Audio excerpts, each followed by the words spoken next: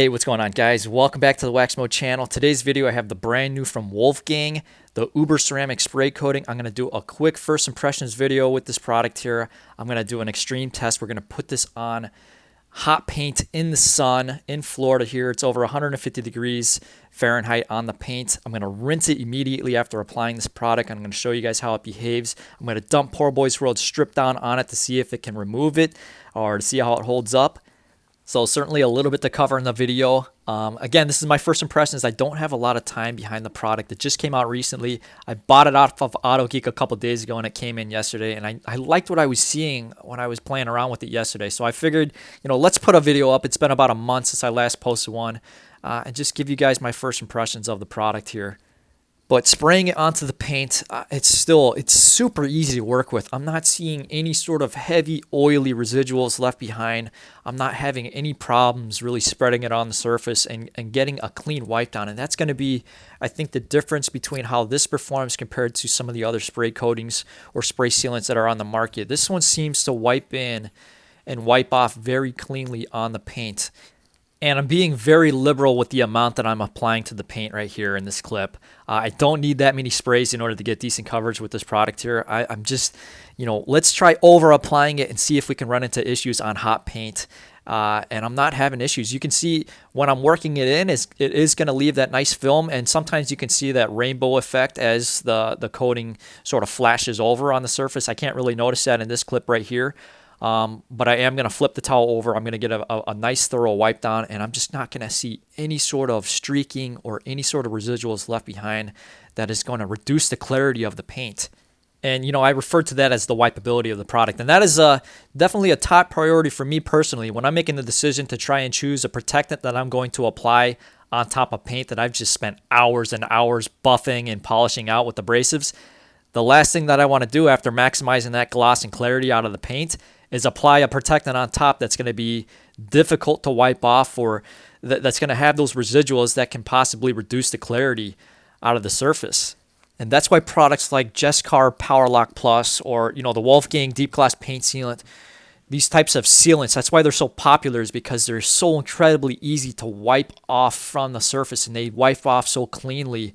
They give you such a nice, crisp, clear clarity out of the paint. It's one of the best protectants or styles of protectants that you can apply on top of paint that you've just spent hours and hours paint correcting. But at least on this paint and in this color, I'm not having any sort of problems with streaking or any difficulty in wiping it off from the paint after applying it. Even in direct sunlight, even on hot paint, we're looking really good. And here's the first rinse. Now you notice I rinsed it immediately after applying it to the surface. This is not something that I recommend. You do want to give products or certain products time to cure and time to settle so that they can cure properly before you start introducing water or before you start to wash the paint. For this, I want to test the abilities of the product to perform if we do introduce water, if we wash it too shortly after applying it to the paint. What is a negative impact? And this is just looking absolutely phenomenal on the paint. I'm not seeing any sort of reduced performance. This is just crazy hydrophobic in the short term. And my subscribers know me well by now at this point. I'm a crazy hydrophobic addict. This is the type of behavior that I like to see out of my protectants, out of my coatings, my spray sealants, my waxes. The more hydrophobic, the easier it is for the water to just blow cleanly off of the surface like this using the blower. And so it's going to be interesting to see if this is able to maintain its higher level of hydrophobicity over time on the other test car when I take this and put it through a durability test. But so far, this Uber ceramic spray coating is definitely checking a lot of boxes that I like to see in the short term with products that I would personally use after a heavy dosage of paint correction. Okay, this will be the first wash and rinse using CarPro Reset as my soap. Again, CarPro Reset is a soap that you would generally use to maintain your coating's original properties. You don't really want to use a soap that has heavy conditioners in it or a built-in wax in it that's going to potentially mask the performance of your coating or your spray sealant or your wax. So that's the reason why I work with CarPro Reset a lot in my personal base testing.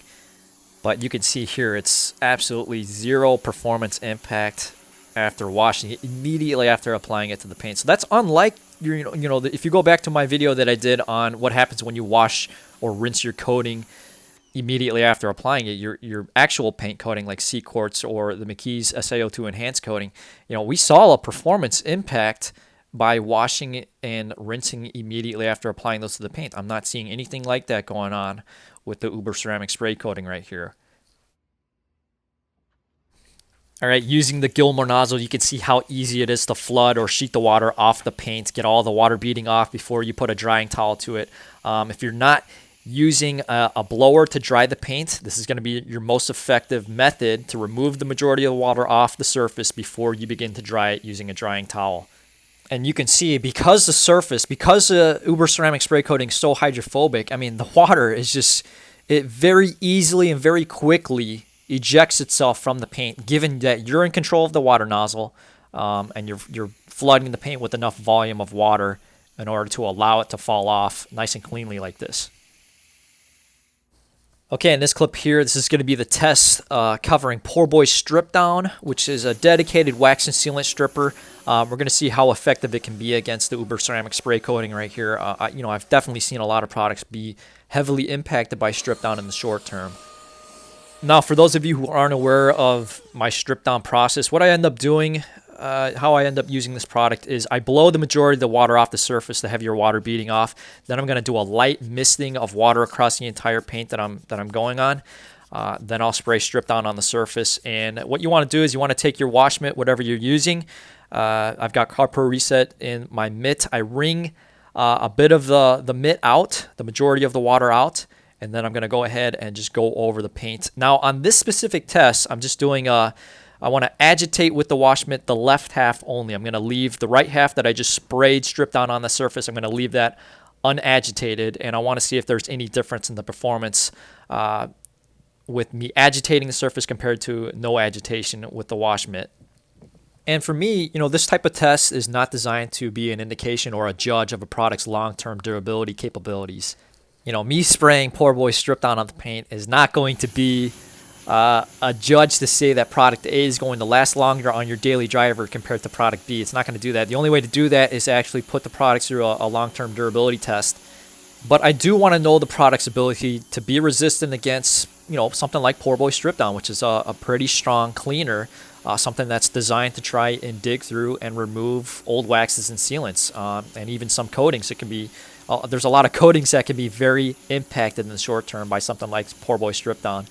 And so, a lot of guys out there, maybe they want to try something different in the short term. Do they have to abrade, Uber ceramic spray coating off the paint in order to start over and start fresh? Or there's a lot of guys that might go through touchless washes, which can really put down some heavier cleaners on the paint to try and clean the paint chemically without any sort of agitation. Is this the type of protectant that's going to be resistant against that? And as you guys can see, it was completely resistant against strip down in the short term. And in this clip here, what I've done is I've went ahead and washed the paint using CarPro Reset again. I'm going to do a final rinse, but I'm very surprised because there's almost no hydrophobic impact at all by strip down. This is just still it seems to be close to, if not at maximum hydrophobicity, even after using something heavy like strip down to try and remove this from the paint. So it probably means, you're going to have to abrade this from the paint if you do want to try something new out in the short term. But this is just surprising performance. And, all else equal, yes, I'm going to want to gravitate towards that product that's going to give me better chemical resistance. If every other feature of two different products is equal besides chemical resistance, obviously the better one is going to be the product that does give me more chemical resistance. And that's why, I think the test is a relevant test to give me some sort of performance statistic. But it's not the only relevant statistic. Again, I would trade off better wipeability for a product that has zero chemical resistance, that still lasts in a long-term durability test. I will take the better wipeability all day over something that's heavy and smeary, that's perhaps crazy resistant against certain chemicals. So to wrap this one up, I know this was a 3-minute video that turned into a 10-minute video real quick. First impression is really good. On-off application, super easy. No issues in direct sunlight. No issues on the hot paint. Very clean wipe-off. Gloss looks great. Hydrophobics are some of the best I've seen out of the spray coating category. Awesome chemical resistance against Poorboy Strip Down.